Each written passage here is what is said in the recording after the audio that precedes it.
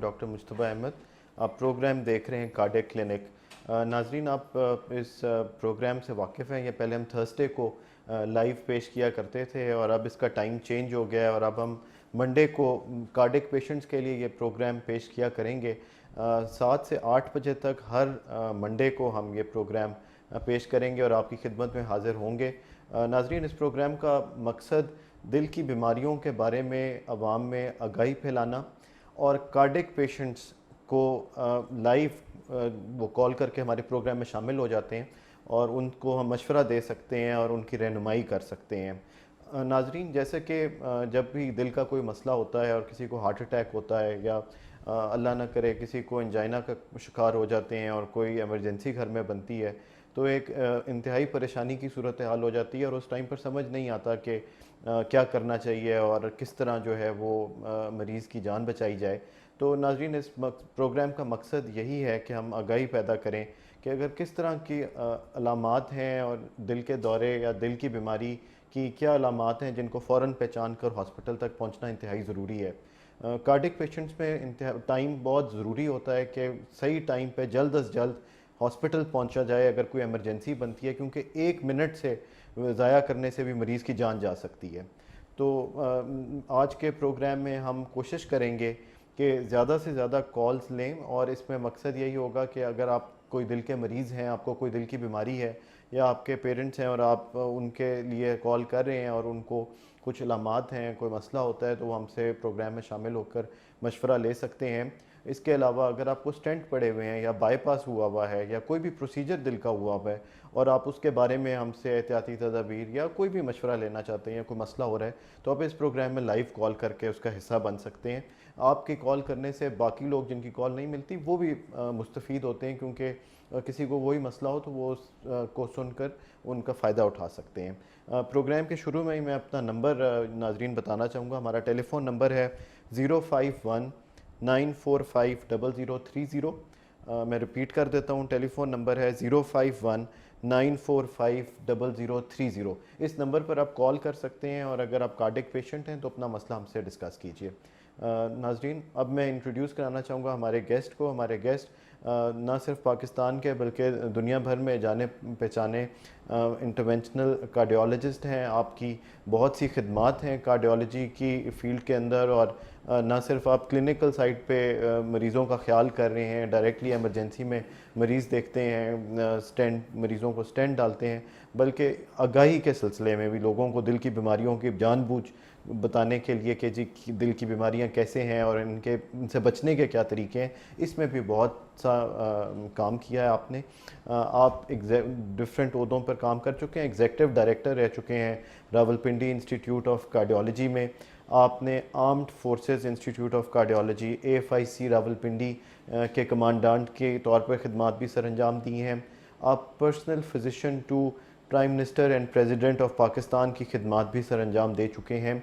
इस वक्त आप मेडिके कार्डिक सेंटर चक शहजाद इस्लामाबाद में चीफ इंटरवेंशनल कार्डियोलॉजिस्ट के तौर पर काम कर रहे हैं और वहाँ पर बहुत से मरीज़ों का ख्याल कर रहे हैं। मैं इंट्रोड्यूस कराना चाहूँगा हमारे guest, major general retired Azhar Mahmood Kiani, Hilal Imtiaz military. Sir अस्सलाम वालेकुम sir. Sir welcome to the show.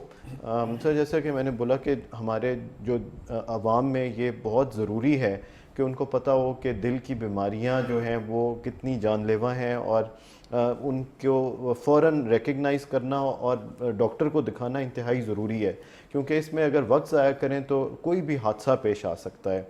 Sir, इस बारे में क्या कहेंगे सर? जी, आई थिंक बड़ा ज़रूरी है और हमने अभी हालांकि अवेयरनेस काफ़ी है, लोगों को पता भी है, लेकिन फिर भी एक फैक्टर होता है जिसमें बहुत सारे मरीज़ कहता है कि शायद मुझे दिल की तकलीफ़ नहीं है और उससे इनकारी होता है कि मुझे कोई दिल की तकलीफ़ हो रही है और उसकी वजह से वो डॉक्टर के पास पहुंचने में या अस्पताल पहुंचने में देर लगा देता है और जब हमारे पास आता है तो उस वक्त तक नुकसान हो चुका होता है और हार्ट अटैक हो चुका होता है। अगर वो शुरू में ही आ जाए, जब उसे सीने में दर्द हो और घबराहट वगैरह हो और उसका इलाज उस वक्त शुरू हो जाए, तो दिल का जो नुकसान होता है या पट्टा जो मर जाता है उससे वो बच सकता है।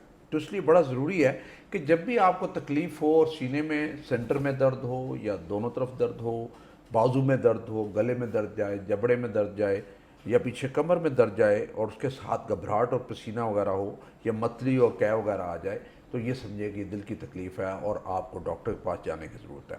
होता ये है कि हम नॉर्मली ये जब तकलीफ़ होती है तो आप ऐसे डॉक्टर के पास पहुंचते हैं जो तशख़ीस नहीं कर पाते या वो समझ नहीं पाते कि बीमारी क्या है, और फिर आप उसके बाद 2 दिन और लगा देते हैं। फिर जब ज़्यादा तकलीफ़ होती है फिर स्पेशलिस्ट के पास जाते हैं या किसी और के पास जाते हैं, फिर वो भेजता है, तो आपको 4-5 दिन लग जाते हैं कार्डियोलॉजिस्ट के पास पहुंचते हुए। तो इसलिए जब इस तरह की अलामात हो कि सीने में दर्द हो, घबराहट हो, पसीना हो और आपको मतली या उल्टी वगैरह आ रही हो, तो आपको फ़ौरन कार्डियोलॉजिस्ट जो आपके इर्द गिर्द नज़दीक जो भी कार्डियोलॉजिस्ट हैं उनके पास पहुँचें। ईसीजी आपकी हो जानी चाहिए, ब्लड प्रेशर चेक हो जाना चाहिए, बाकी चीज़ें आपकी चेक हो जाएँ। आजकल तो बड़े अच्छे टेस्ट आ गए हैं कि 2-3 मिनट में ही आपको पता चल जाता है कि आपको हार्ट अटैक हुआ है कि नहीं हुआ, अगर हो रहा है छोटा है या बड़ा है, उसकी वो ब्लड टेस्ट फ़ौरन, ड्राई केमिस्ट्री है उसमें आ जाता है, ट्रोपाई टेस्ट जिसे हम कहते हैं, तो फ़ौरन पता चलता है। अगर वो पॉजिटिव आ जाए तो फिर इसका मतलब आपको हार्ट अटैक हुआ है या हो रहा है, तो और आपको फ़ौरन दिल वाले अस्पताल में दाखिल होना चाहिए और वहाँ आपका इलाज शुरू हो जाना चाहिए। और इलाज भी उसके मुख्तलिफ़ तरीके हैं, दवाइयों से भी इलाज है, फिर एंजियोग्राफी, फ़ौरन एंजियोप्लास्टी, वो भी एक इलाज है। फिर उसके साथ जो दवाइयों में इंजेक्शन है जो कि क्लॉट डिज़ॉल्विंग क्लॉट बस्टर इंजेक्शन होता है, थ्रोम्बोलिटिक थेरेपी हम कहते हैं, वो भी है, वो शुरू हो जाता है। लेकिन बशर्ते कि आप टाइम पे अस्पताल पहुंच जाए और अपना टाइम ज़ाया ना करें। हमारे पास जो ज़्यादातर बड़ी तकलीफ़ होती है कि हमारे पास नौजवान यंग पेशेंट भी आते हैं और उनका हार्ट डैमेज हो चुका होता है, और वो नॉर्मली जो हार्ट का फंक्शन होता है उसका उनका बाकी 15-20% या 30% फंक्शन रह जाता है और दिल काफ़ी कमज़ोर हो जाता है। और इस सारी चीज़ से बचा जा सकता है अगर आप टाइम पे अस्पताल पहुँचें और अपना इलाज शुरू करवा दें। इसलिए बड़ा ज़रूरी है कि आप जहाँ भी रहते हैं, और अगर आपके ख़ानदान में फैमिली हिस्ट्री, आपके वालदैन को, आपके ददियाल में, ननियाल में फर्स्ट कज़न को दिल की बीमारी है, तो ये समझें कि आपको भी किसी वक्त हो सकती है। और आप अपने जहन में रखें कि मुझे खुदा न खास्ता तकलीफ़ होती है या मेरे घर वालों को तकलीफ़ होती है, तो किस अस्पताल में मैंने लेके जाना, कितना टाइम मुझे लगेगा घर से अस्पताल पहुंचने में, और मैंने जितनी जल्दी हो सके चंद मिनटों में अस्पताल पहुंचना और अपना इलाज शुरू करवा लेना है। लेकिन ये बड़ा ज़रूरी है कि सबसे पहले इसको कबूल करें कि आपको दिल की तकलीफ़ हो रही है, क्योंकि बहुत सारे मरीज़ जो हैं इस हालत में होते हैं जी कि वो कबूल ही नहीं करते कि उन्हें कोई तकलीफ़ हो रही है, डिनाइल जिसे हम कहते हैं, उसमें होते हैं कि हमें नहीं हो रही है, और उसकी वजह से वो डॉक्टर के पास पहुँचने में काफ़ी लेट हो जाते हैं। सर एक कॉलर हमारे साथ हैं, प्रोग्राम में शामिल करते हैं। अस्सलाम वालेकुम जी। वालेकुम सलाम जी। जी कौन और कहाँ से बोल रहे हैं? शायद बात कर रहा हूँ जी, फैसलाबाद से। जी शायद साहब सवाल कीजिएगा। जी मेरा बाईपास हुआ है जी 1 साल पहले। जी जी तो ये मैं पूछ रहा हूँ कि मेरे ना पेन होती है बैक साइड पे। ठीक है। ये पेन आपको अभी शुरू हुई है या काफ़ी अरसे से हो रही है? नहीं, ये बस है कि जब से ऑपरेट हुआ है तब से ही ऐसे है, बस मेडिसिन खा लेता हूँ, पैनाडोल ले लेता हूँ, ठीक है। एक वो ट्यूब दी हुई है वो लगा लेता हूँ, तब बेहतर हो जाती है। थोड़ी सी एक्टिवेशन ज्यादा हो जाए, बाइक ज्यादा चला ली या बैठा रहूँ, ठीक। तो तब आप जी जी कंधे में, पीछे बाजू में, इस बारे में थोड़ा सा। ठीक। आपको शुगर या ब्लड प्रेशर तो नहीं है? नहीं जी, अब ब्लड प्रेशर का पहले मसला था, ठीक। हार्ट से पहले, अब नहीं है। आपकी अब मेडिसिन ले रहा हूँ मैं। जी जी शायद साहब शुगर नहीं है। आपकी उम्र कितनी है आपकी? 40-40। सॉरी, और सिगरेट नोशी तो नहीं करते? जी सर, वो करता हूँ। ठीक है। आपका वज़न ज़्यादा तो नहीं है शायद साहब? वजन मेरा भी 110 है, हाइट 6 फुट है। ठीक हो गया। ये बताएं शायद साहब कि आपको चलने फिरने पे ये दर्द तो नहीं आता कंधों पे पीछे? नहीं सर, ऐसा कोई नहीं, चलने फिरने में कोई मसला नहीं है, सांस की प्रॉब्लम नहीं है। ये सही। बस ऐसे ही थोड़ी सी एक्टिवेशन ज्यादा हो जाए उस वजह से। ठीक है। काम क्या करते हैं शायद साहब आप? काम मेरा सर जी गोल्ड का है। ठीक है। ज़्यादा देर सर झुका के काम तो नहीं करते हैं कहीं? नहीं, काम मेरा ऐसा कोई नहीं जी, अमला ही करता है, तो ठीक। खुद तो सिर्फ ऊपर बैठ के काम करवाते ठीक ही है। हैं। कहीं गर्दन में भी एक्टिवेशन नहीं। गर्दन में दर्द तो नहीं आता? गर्दन मोड़ते हुए, लेफ्ट राइट देखते हुए दर्द नहीं, तो नहीं? ऐसा कोई नहीं, गर्दन में कोई नहीं जी, कंधों से नीचे बैक साइड पे मुझे पेन ठीक। होती है। आपका दिल एको आपने टेस्ट कराया होगा, दिल कितने % काम कर रहा है उस पर? ये मतलब 65%। 65%। और आप मेडिसिन कौन सी खा रहे हैं? अभी मेडिसिन मैं ये खा रहा हूँ, एक कार्ड है, जी नोक्लोड, जी कनकोर, जी जी ये तीन टैबलेट ले रहा हूँ जी। जी। ठीक है। ठीक है जी, प्रोग्राम सुनते रहिए, आपके सवाल का जवाब लेते हैं। नाज़रीन, एक छोटे से ब्रेक का टाइम हुआ है। इस कमर्शियल ब्रेक के बाद शाहिद साहब के सवाल का जवाब लेंगे। हाजिर होते हैं छोटी सी ब्रेक के बाद।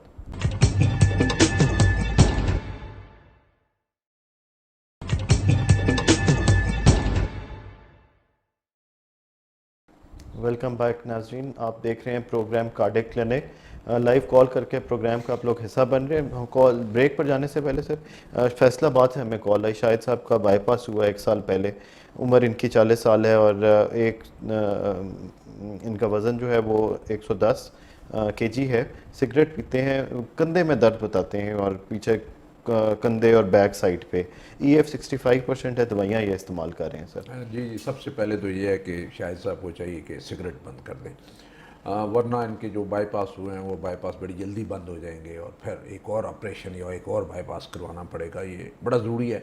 लेकिन वो हजरात, सिगरेट एक नंबर 1 रिस्क फैक्टर है और एक वजह है जिस पर दिल की बीमारियां होती हैं। और सबसे पहले हमारा तो अभी ये शुरू हुआ है कि अस्पतालों में जो मरीज़ सिगरेट पीते हैं, ना उनकी एंजियोप्लास्टी की जाए, ना उनका स्टेंट किया जाए, ना उनका बाईपास किया जाए, जब तक कि वो सिगरेट पीना बंद ना कर दें। क्योंकि अगर इलाज किया, चाहे सरकारी अस्पताल है, फ्री इलाज हुआ है, हेल्थ कार्ड पे हुआ, फ्री इलाज हुआ, और उसके बाद आप सिगरेट पीते रहे, तो गवर्नमेंट के ख़जाने को तो नुकसान पहुंचता रहा। आपने अपनी जेब से तो पैसा नहीं दिया और आपने अपनी सेहत भी ख़राब की, गवर्नमेंट का पैसा भी ज़ाया किया, और जो आपको एहतियात बताई गई थी कि आप सिगरेट बंद कर दें, आपने वो बंद ही नहीं किया। तो इस पूरी एफर्ट का, गवर्नमेंट का, अस्पताल का और डॉक्टर की जो मेहनत है, वो सारी की सारी ज़ाया चली जाती है। अगर आप सिगरेट पीना है आपने और ये नहीं छोड़ना है, तो फिर बाईपास करवाने का कोई फ़ायदा ना करवाएं। बाईपास कराएंगे, चंद महीनों के बाद ये बाईपास फिर बंद हो जाएंगे। तो इसलिए सिगरेट का पीना बहुत ज़रूरी है। दूसरी जो इनकी वजह है वो इनका वज़न ज़्यादा है। इनको वज़न जो है वो कम करना पड़ेगा। रोज़ाना कम से कम 1 घंटा रोज़ाना वॉक करें। खुराक अपनी चेक करें, जिसमें मिठाई का इस्तेमाल या मीठे का इस्तेमाल कम होना चाहिए, चपाती जो है वो कम होनी चाहिए, और 1 घंटा रोज़ाना वॉक करें तो फिर उससे वज़न भी इनका बेहतर हो जाएगा। ये जो दिल दर्द की बात करते हैं, ये दिल वाला दर्द तो नहीं लगता, ये ज़्यादातर पट्ठों वाला दर्द लगता है। और ये पट्ठों वाली दर्द वाली कोई दवाई ले लें। और वो डॉक्टर साहब जिन्होंने इनका बाईपास किया, उनके पास जाते होंगे, या वो कार्डियोलॉजिस्ट जिन्होंने इनकी एंजियोग्राफी की, उनके पास जाते हों, तो इस दर्द के बारे में ज़रूर बताएं। और गाहे बगाए हर 3 महीने के बाद अपने जो टेस्ट है वो ज़रूर करवा लिया करें। जो दवाइयाँ खा रहे हैं वो सही दवाइयाँ खा रहे हैं, वो खाते रहें, लेकिन एहतियात ना छोड़ें। अदरवाइज़ फिर आपको ये दोबारा बाईपास जो है वो करवाना पड़ेगा। हो सकता है ये बाईपास आपकी जल्दी बंद हो जाए। तो ये मेन चीज़ें करेंगे तो इंशाल्लाह आपकी सेहत अच्छी रहेगी और आपके बाईपास वगैरह वो भी खुले रहेंगे। सर, बहुत से लोग होते हैं वो जैसे एकदम से ये बाईपास या स्टेंट डलवाने के बाद उनको लगता है जी सांस चढ़नी शुरू हो गई है, और एक गैर ज़रूरी कई दफ़ा एंग्जाइटी बन जाती है कि जी फ़ौरन हल्का सा दर्द हुआ, इधर चुभन हुई, तो हॉस्पिटल पहुँचे। तो ऐसे लोगों को जिनके स्टेंट डल जाते हैं या बाईपास हो जाते हैं, कितना फ्रीक्वेंटली फॉलोअप के लिए अपने डॉक्टर के पास वापस जाना चाहिए, और ऐसी कौन सी अलामात हैं जिनसे वाकई में घबराना चाहिए कि ये कोई गड़बड़ हो रही है? अब देखिए, शुरू में जब पहले 4 से 6 हफ्ते होते हैं जब हम स्टेंट डालते हैं, तो उसमें से इस तरह के सिम्टम्स रहते हैं, और कई दफ़ा आप नफसियाती तौर पे काफ़ी परेशान रहते हैं कि शायद मुझे दिल की दोबारा तकलीफ़ ना हो, शायद मेरा स्टेंट ना बंद हो गया हो, या शायद कोई और इशू ना हो गया। तो वो शुरू में घबराते हैं, लेकिन जो डॉक्टर के पास जाते हैं, रीएश्योरेंस होता है कि ये नॉर्मल है, 4-6 हफ्ते ऐसे रहते हैं। और फिर उसके बाद जब अपनी रूटीन में लग जाते हैं और बीमारी की तरफ ध्यान नहीं रहता, तो फिर वो बिल्कुल ठीक हो जाते हैं। आपको देखें, शुरू में जो डॉक्टर साहब जो आपको एंजियोग्राफी, एंजियोप्लास्टी करते हैं या बाईपास करते हैं, तो आपको बाकायदा एजुकेट करके और आपको गाइड करके भेजते हैं जी, क्या कर सकते हैं, क्या नहीं कर सकते, आपको क्या महसूस हो सकता है, और अगर महसूस हो तो आपने परेशान नहीं होना, नॉर्मल लेना। होता ही है कि जब आपके पास मरीज़ आता है और उसके कुछ सिम्टम्स होते हैं, जैसे पहले मैंने कहा कि अगर आपको स्टेंट है और 4-6 हफ्ते के बाद आप चलें या बात करें या खाना खाएं तो सीने पे बोझ आ जाए, तो फिर आपको अपने डॉक्टर को दिखाने की ज़रूरत है। लेकिन अगर आप चलें तो शुरू में 4 से 6 हफ्ते जिसको स्टेंट डला होता है उसको वैसे ही पेन होता है। 4 से 6 हफ्ते स्टेंट को सेटल होने में लगते हैं और नाली को उसको कबूल करते हुए लगते हैं।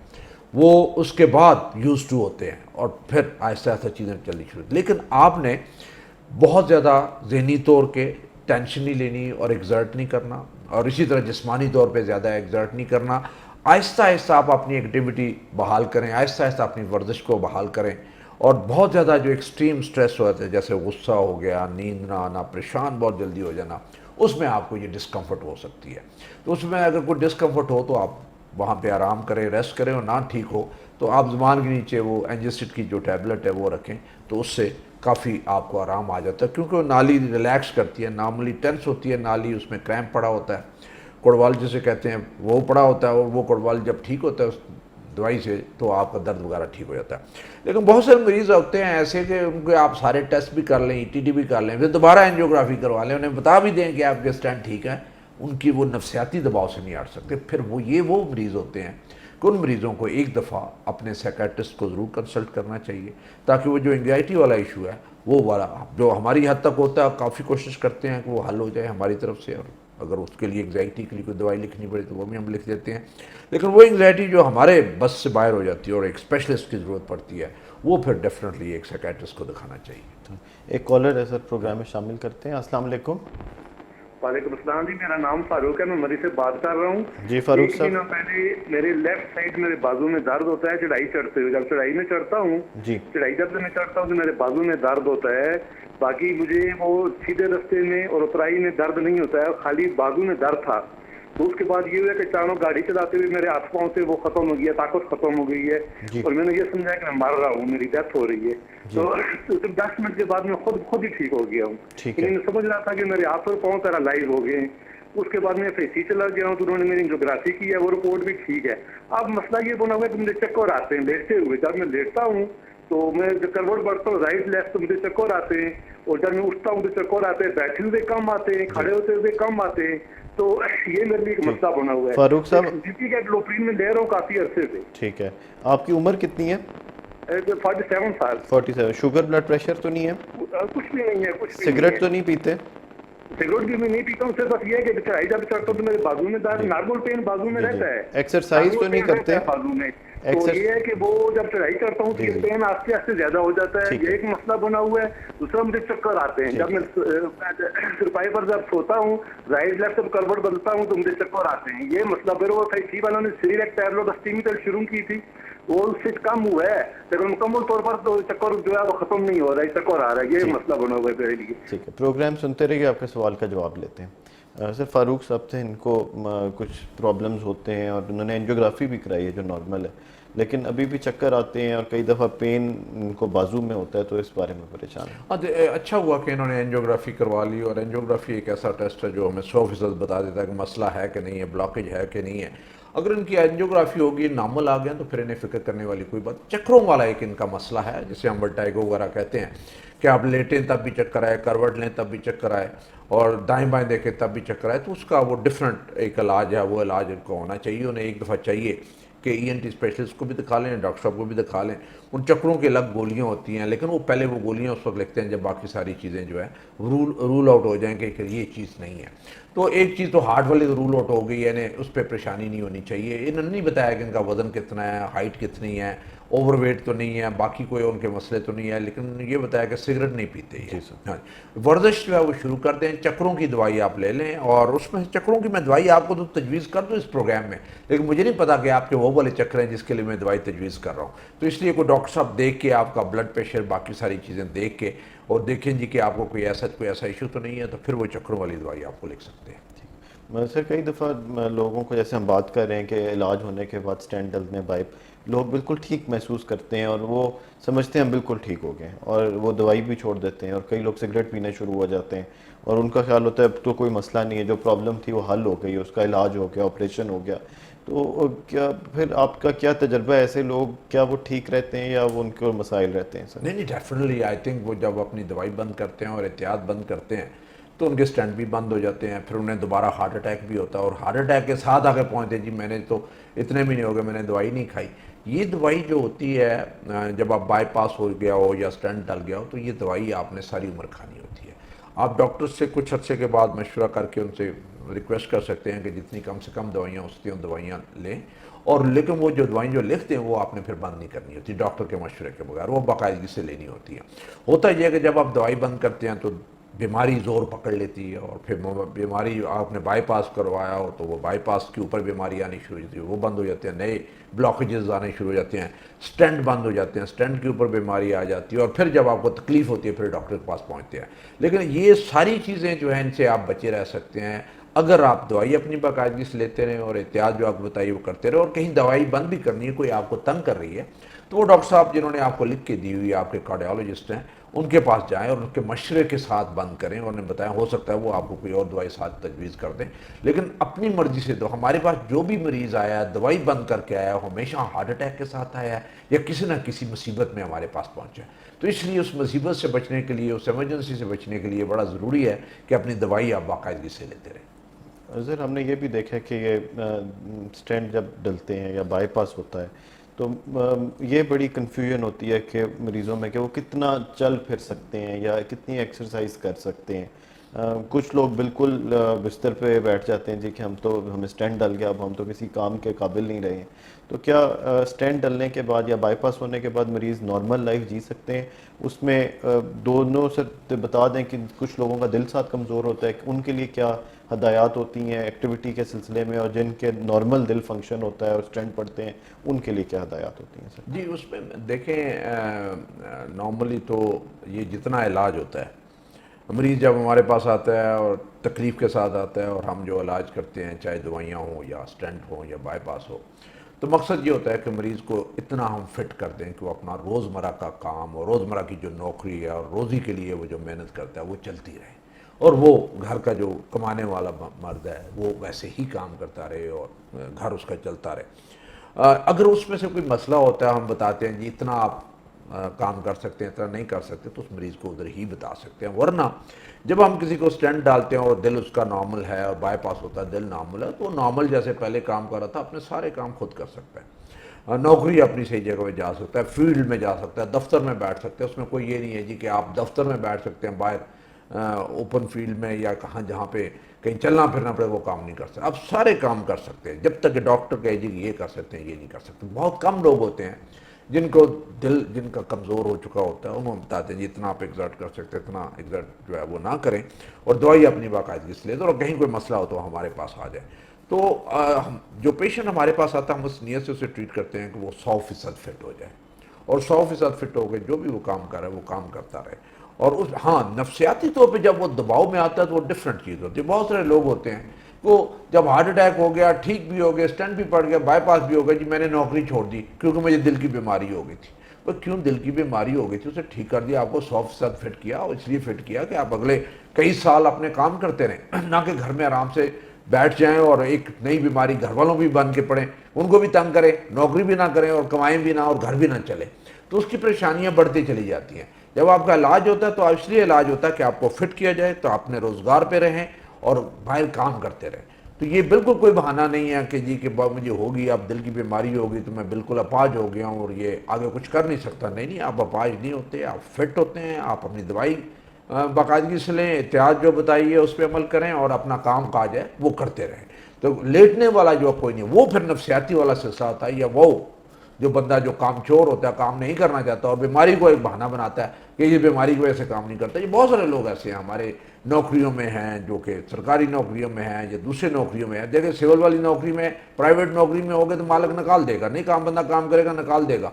सरकारी नौकरी में होगा तो वो बीच में बहाने करके 10 छुट्टियां इधर से ली, 10 छुट्टियां इधर से ली, फिर रेस्ट कुछ लिखवा लिया, फिर कहा जी बहाना बना ली बीमारी है, तो वहाँ पे वो गवर्नमेंट को चक्कर देता रहता है, अनलेस कि उसके अदारे का सरबराह ऐसा हो जो उसके चक्कर को समझता और उसे काम लेकर जी नहीं आप फिट हो, आपका इलाज हो गया, आप अपना काम करें।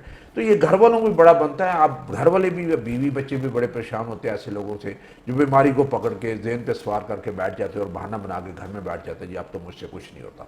बिल्कुल गलत बात है। जब डॉक्टर आपको कहे कि आप फिट, आप काम कर सकते हैं, आपको काम करना चाहिए, घर की रोजगार के लिए, घर को चलाने के लिए कमाना चाहिए और काम करना चाहिए। जब तक एक डॉक्टर कहे कि नहीं आप इतना काम कर सकते हैं, इतना नहीं कर सकते, इतना दिल आपका बर्दाश्त कर सकते हैं, इतना दिल बर्दाश्त नहीं करता। हमारे ज़्यादातर वो लोग जिनको हम स्टेंट डालते हैं और दिल उनके ठीक है या बाईपास करते हैं, वो बिल्कुल नॉर्मल हो जाते हैं, 100% नॉर्मल हो जाते हैं। हाँ, बशर्ते कि फिर उन्हें कोई हार्ट अटैक हो तो उसे हार्ट कमज़ोर हो, तो फिर हम उसी हिसाब से उन्हें आगे मशवरा देते हैं कि ये आप कर सकते हैं, ये नहीं कर सकते। नाजरीन, प्रोग्राम में आगाही देने का मकसद भी यही है कि अगर आपको कोई दिल का मसला है तो आपको फ़ौरन डॉक्टर से रब्ता करना चाहिए।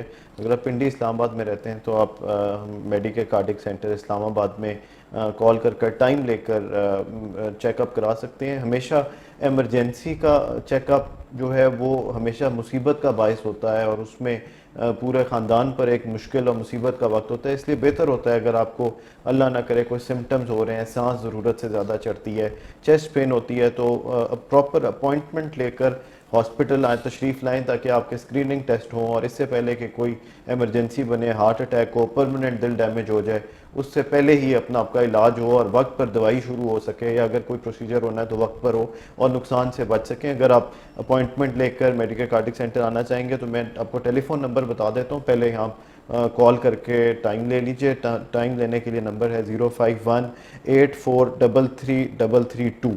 नंबर रिपीट कर देता हूँ, नंबर है 051-8433-332। सर, आप एक एमरजेंसीज के बारे में एक किट बताते होते हैं, बड़ी ज़रूरी एक एमरजेंसी किट है जो इंसान अगर एमरजेंसी में दिल में पेन दर्द शुरू हो जाए और हार्ट अटैक हो जाए और अगर वो दवाई खा ली जाए तो उससे हार्ट अटैक आधा या पूरा रिवर्स भी हो सकता है और डैमेज कम से कम हो सकता है। तो ऐसा कौन सी वो किट है जो घर में हर किसी के पास होनी चाहिए?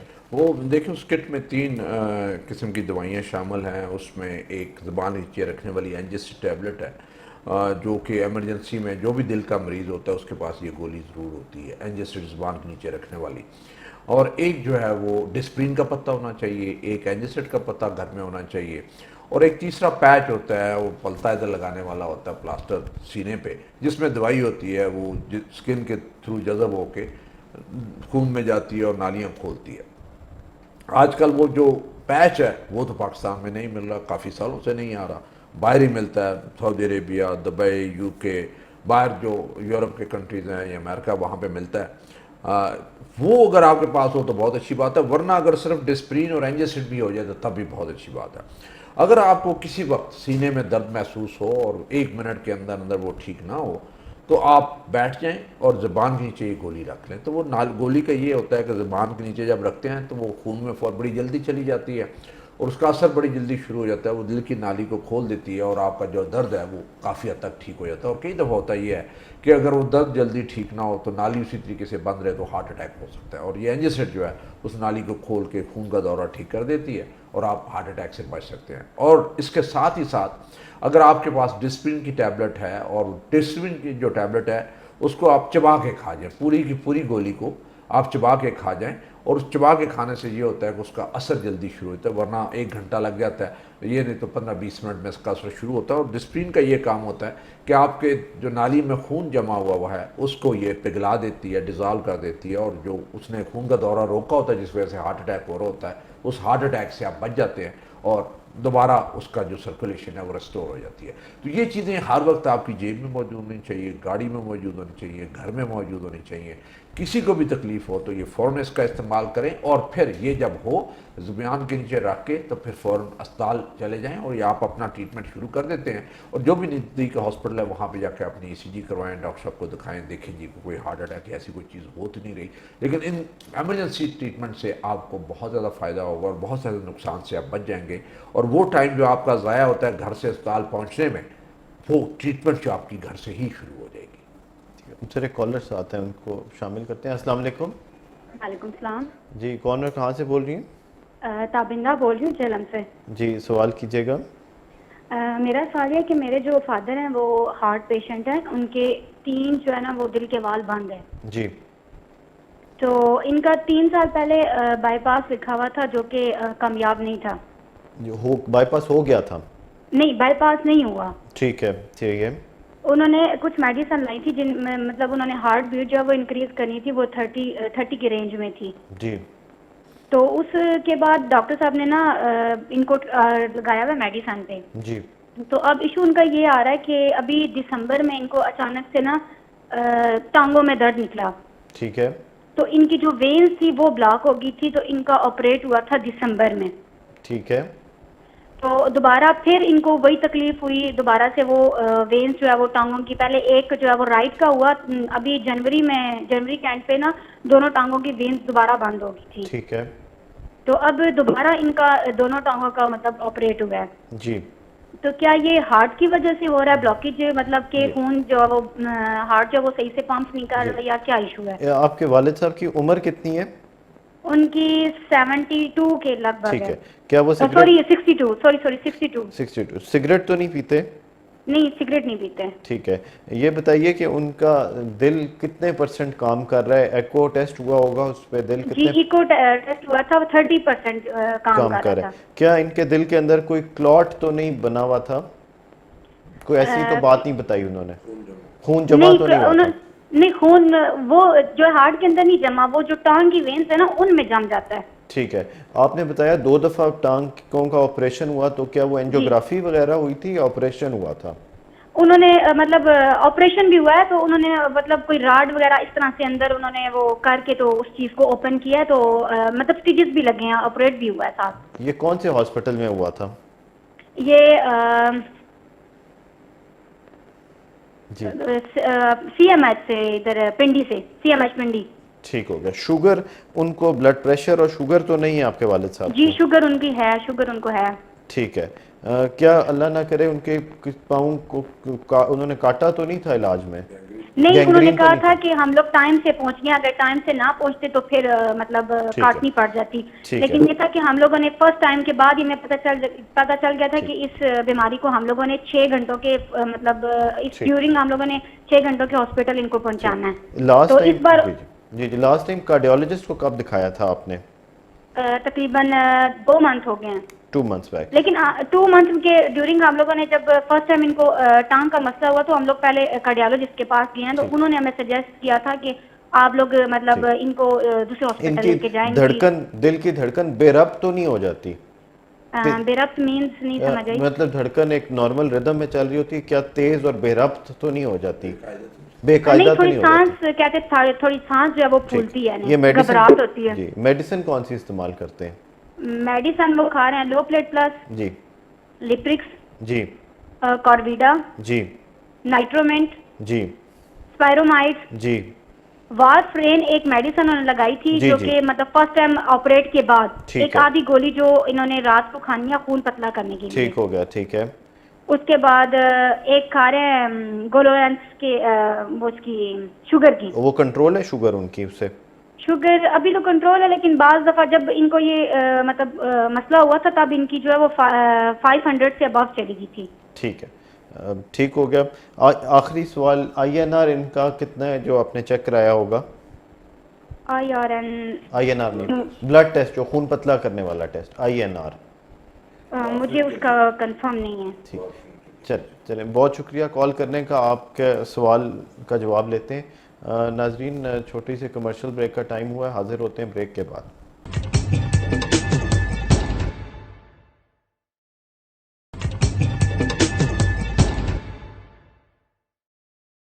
प्रोग्राम देख रहे हैं कार्डियक क्लिनिक। ये प्रोग्राम कार्डियक पेशेंट्स के लिए स्पेशली पेश किया जाएगा हर मंडे को। आप 7 से 8 के बीच आप इसमें लाइव कॉल करके शामिल भी हो सकते हैं। ब्रेक पर जाने से पहले सर, हमें कॉल आई थी, ताबिंदा ने जेलम से कॉल की और ये वालिद साहब को अपना मसला डिस्कस कर रही थी। 62 ईयर्स उनकी उम्र है, उनको एंजियोग्राफी 3 साल पहले बाईपास एडवाइस हुआ था। अभी उनका दिल 30% काम कर रहा है और दिसंबर और जनवरी में 2 दफ़ा उनके टांग में खून जमा और ऑपरेशन हुआ था। एक तो वो पूछना चाहती थी कि ये क्या इसी वजह से, दिल की वजह से उनको ये क्लॉट बन रहे हैं टांग के अंदर, और शुगर के भी वो मरीज़ हैं और मेडिसिन इस्तेमाल कर रहे हैं, तो वो उस बारे में गाइडेंस लेना चाहती थी। जी हाँ, बिल्कुल। आई थिंक ये अभी अपरेंटली तो यही लगता है कि ये दिल की वजह से क्लॉट बने और वहाँ से क्लॉट दिल से चले और वो क्लॉट जाके टांग की नालियों में गए और नालियों को बंद किया। और ये बड़ा अच्छा हुआ कि टाइम पे उनकी इंटरवेंशन होगी, वरना टांग पूरी की गैंग्रीन होती है और पूरी की पूरी टांग काटनी पड़ती। ये बहुत बड़ी इमरजेंसी है और ये रिस्क है और ये कल दोबारा ये काम हो सकता है। और अगर उन्होंने एहतियात ना की, नहीं चाहिए था कि जब इन्हें बाईपास एडवाइस किया गया था 2-3 साल पहले, इन्हें बाईपास करवा लेना चाहिए था। अभी ये है कि छोटे छोटे हार्ट अटैक हो के हार्ट इतना कमज़ोर हो जाता है कि उसकी पंपिंग वीक हो जाती है, और जब उसकी पंपिंग वीक हो जाती है तो खून ज़्यादा उसके अंदर, दिल के अंदर ठहरता है, तो वो जमना शुरू होता है, जिससे क्लॉट्स बनते हैं। और वो क्लॉट फिर खून में निकल के जहाँ जहाँ पे उन्हें रास्ता मिलता है वहाँ पे जाकर वो जाकर नालियों को बंद करते हैं। वो दिमाग भी हो सकता है जिससे फालज हो सकता है, गुर्दों में हो सकता है जिसमें गुर्दे फेल हो सकते हैं, पेट की नाली में हो सकता है, पेट का एक अलग मसला हो सकता है, टांगों की नाली में जाकर गैंग्रीन कर देते हैं। तो इसको ज़रूरी है कि ये दवाइयाँ जो उन्होंने बताई हैं वो तो अच्छी दवाइयाँ और सारी वही दवाइयाँ लेते रहे। वारफरिन जो है वो बड़ी ज़रूरी है कि वारफरिन जो है इन्हें चाहिए कि इनका INR एक टेस्ट होता है, जैसे उनसे आपने पूछा था कि क्या उन्होंने INR PT INR करवाया कि नहीं, ये खून का पतला होने को ज़ाहिर करता है कि कितना जो डिज़ायर्ड लेवल है पतला होने का वो अचीव हो गया, मिल गया हमें कि नहीं, या वारफरिन की खुराक बढ़ानी पड़ेगी या कम करनी पड़ेगी। तो ये PT INR जो टेस्ट है, ये जब जाएं अगली दफ़ा तो ये ज़रूर करवा के जाएं, उसी हिसाब से वारफरिन की जो डोज़ है उसको एडजस्ट करते हैं। और ये मुस्तकबिल में भी ये दोबारा प्लाट बन सकते हैं, दोबारा टांगों में जा सकते हैं, बाजुओं में जा सकते हैं, दिमाग में जा सकते हैं, आँखों में जा सकते हैं, गुर्दों में जा सकते हैं। तो इससे हर वक्त ख़तरा रहेगा इस चीज़ का। दवाइयाँ अपनी बाकायदगी से लें, और अभी इनका जो EF 30% आई डोंट नो कि अब ये बाईपास के काबिल रह गए हैं कि नहीं रह गए, वो सर्जन ही बताएगा।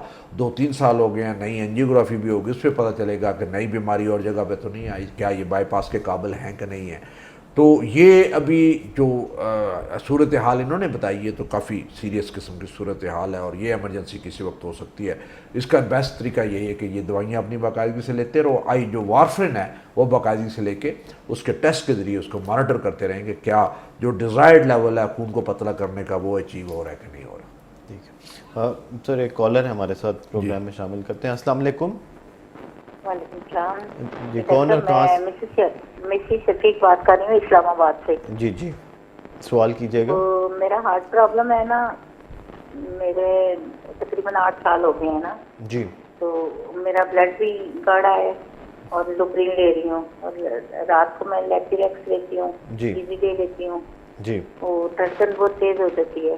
जी। एक दफा एंजियोग्राफी हुई थी, जी। उसके बाद एंजियोग्राफी में वो मेरा जो है ना नॉर्मल आई थी। उसके बाद इसी वगैरह होती रहती है, धड़कन तेज हो जाती है दिल की। ठीक है। और प्रेशर है उसमें, इको भी किया है, तो इको में भी डॉक्टर कहते हैं कि आपके हार्ट पे प्रेशर आता है। तो मेरी टांगों में बहुत दर्द रहता है, सर में चक्कर आते रहते हैं। ठीक है। सांस बहुत चलती है। ठीक है, आपका ब्लड प्रेशर अब कंट्रोल रहता है? ब्लड प्रेशर ज़्यादातर पहले तो लो होता था, अभी कभी कभी हाई हो जाता है। और उसके बाद जो है ना शुगर भी है मुझे। जी। 6 साल हो गए, शुगर भी है। ठीक है जी। शुगर की गोली इस्तेमाल करती हैं कि इंसुलिन लगाती जी हैं? जी ले रही हूँ, उन्नीटा ले रही हूँ। आपकी क्या शुगर कंट्रोल है उसके साथ? बस 200 तक रहती है। ठीक, तो खाली पेट? नहीं, एक नाश्ते के बाद लेती हूँ, एक रात को लेती हूँ, दिन को ढापा ले रही हूँ। ये खाली पेट शुगर 200 रहती है या खाने के बाद? नहीं, रैंडम शुगर जो है। ठीक है। ठीक है, तो अभी आपकी धड़कन तेज हो जाती है, आपको इस बात का मसला होता है? धड़कन तेज हो जाती है, टांगों में बहुत दर्द रहती है, सर चकराता रहता है ना। ठीक है। आपकी एंजियो कितने साल पहले हुई थी? टीवी की आवाज बंद कर दें। 1 साल हो गए हैं। 1 साल पहले। उसमें निकला क्या था, वो नॉर्मल थी क्या? जी नॉर्मल थी। ठीक है। उसके बाद इको होती रही है, इको में वो हार्ट पे ना प्रेशर आता है। बस वो क्या दिल का पट्टा पड़ा हुआ है साइज में? जी। प्रेशर से क्या मतलब? दिल का पट्टा पड़ा हुआ है साइज में? वो कहते हैं डॉक्टर साहब ने जो इको करते हैं ना हार्ट वाले, जी जी, वो कहते हैं कि इससे हार्ट पे प्रेशर आए। ठीक है। ये बताइए कि जो धड़कन आपकी तेज होती है उसके लिए आप कोई दवाई इस्तेमाल करी? आपने मुझे लोप्रिन, लिपिरेक्स, इजी डे बताई है दवाइयाँ जो आप खा रही हैं, कोई और दवाई भी खा रही हैं? बस, और मैं शुगर की खा रही हूँ, और वो मैदे के लिए वो खा रही हूँ राइजिस। जी। धड़कन के लिए कोई दवाई तो नहीं खा रही, धड़कन तेज होने के लिए? नहीं, कोई भी नहीं खा रही। ठीक है। वॉक वगैरह करती हैं, उससे कोई मसला तो नहीं होता आपको? अभी चल नहीं सकती, बस मुझे वो थोड़ा उसका भी है ना, मैं हेलर भी इस्तेमाल करती हूँ ना, सांस का प्रॉब्लम है जी। तो वॉक नहीं कर रही, लेकिन ये है कि मेरी टांगों में बस बहुत दर्द रहता है, पाँव में, टांगों में सब चकराता है। आपकी एज कितनी है? मेरी एज है 59। और आपका वेट कितना होगा जी? एक कम 70 है। ठीक है, ठीक है। ठीक है, प्रोग्राम सुनते रहिए, आपके सवाल का जवाब लेते हैं, प्रोग्राम सुनते रहिए। सर मिसेस शफीक थी, इन्होंने कॉल की और इन्होंने अपनी उम्र जो है वो 59 बताई। 8 साल से इनको शुगर है, ब्लड प्रेशर का मसला है, एंजियोग्राफी साल पहले ही नॉर्मल थी। दिल की धड़कन तेज़ हो जाती है, दवाइयाँ इस्तेमाल कर रही हैं, शुगर रैंडम 200 तक रहती है, इस बारे में पूछना चाहती थी। अब उनका आई थिंक जो मेन मसला लगता है, ये अच्छी बात है कि इनकी 2-3 साल पहले एंजियोग्राफी हुई और वो एंजियोग्राफी इनकी नॉर्मल निकली, लकी।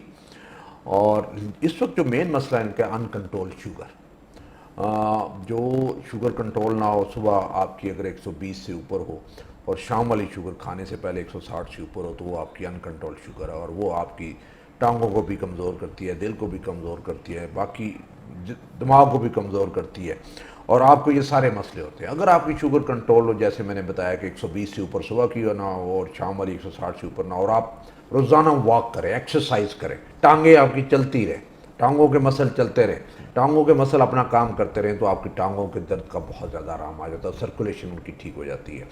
ये नहीं चाहिए कि कम से कम एक तो शुगर अपने को कंट्रोल करें, और वो जो शुगर के डॉक्टर्स हैं उनको अगर देखें, अगर आपकी डोज इतनी ज़्यादा नहीं है, 200 रैंडम है, वो इतनी ज़्यादा नहीं है, 160 से नीचे रहनी चाहिए, और अगर होती है तो आप थोड़ी सी बहुत एडजस्टमेंट के साथ ही आपकी शुगर अच्छी कंट्रोल हो जाएगी। और आप वॉक करेंगी, पैदल चलेंगी, एक्सरसाइज करेंगी, तो शुगर उससे 10-20 मिलीग्राम और नीचे आ जाएगी। तो इसलिए ये आप वॉक ज़रूर करें और अपनी शुगर कंट्रोल करके रखें, बहुत सारी आपकी ये कमज़ोरी काफ़ी हद तक बेहतर हो जाएगी।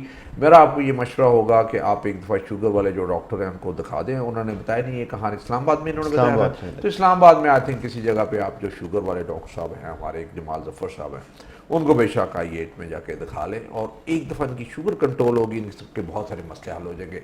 लकी हैं कि इनको हार्ट वाला इतना मसला नहीं है, इनकी एंजियोग्राफी नॉर्मल आई थी। एको अपनी 6-6 महीने के बाद ज़रूर करवा लिया करें, गुर्दों के टेस्ट ज़रूर करवा लिया करें, अपनी आंखें ज़रूर चेक करवाया करें हर 6 महीने के बाद, क्योंकि शुगर, अनकंट्रोल शुगर का असर जो है आंखों पे होता है, अंधापन का शिकार होते हैं, कैटरेक्ट जो है वो मोतिये बनने शुरू हो जाते हैं। तो अगर शुरू में इन चीज़ों को कंट्रोल कर लें तो नुकसान से आप बच जाते हैं। तो मेन मेरा इनको ये मशवरा होगा कि शुगर कंट्रोल करें और अपनी एक्सरसाइज जो है वो उसको शुरू करें।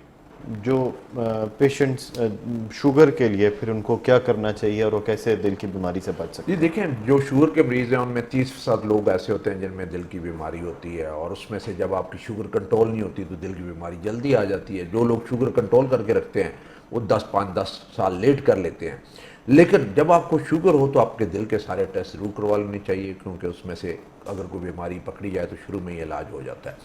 सबसे ज़रूरी बात जो शुगर वालों को ये है कि अपनी शुगर जब आपको हो जाए तो उसको कोशिश करें डाइट और एक्सरसाइज से कंट्रोल करें, अगर उससे कंट्रोल ना हो तो दवाइयाँ शुरू करें, और दवाइयाँ शुरू करें तो आपकी शुगर सुबह की जो है 110-20 से ऊपर ना जाए बगैर खाए पिए, और शाम वाली शुगर 160 से ऊपर ना जाए। और एक 3 महीने का कंट्रोल होता है जिसे हम HbA1c कहते हैं, और उसमें 7 से ऊपर उसका लेवल नहीं जाना चाहिए, 7 से कम होनी चाहिए। अगर ये चीज़ें कंट्रोल करके रखेंगे तो हो सकता है कि आपकी शुगर आपके दिल पे वो वाला असर ना करे जिनकी शुगर कंट्रोल नहीं थी उनके मुकाबले में, और आपकी नालियाँ ना बंद हो, तो उससे जो है काफ़ी हद तक आपको जो है बचत हो सकती है। लेकिन शुगर का कंट्रोल करना वो बहुत ही ज़रूरी है।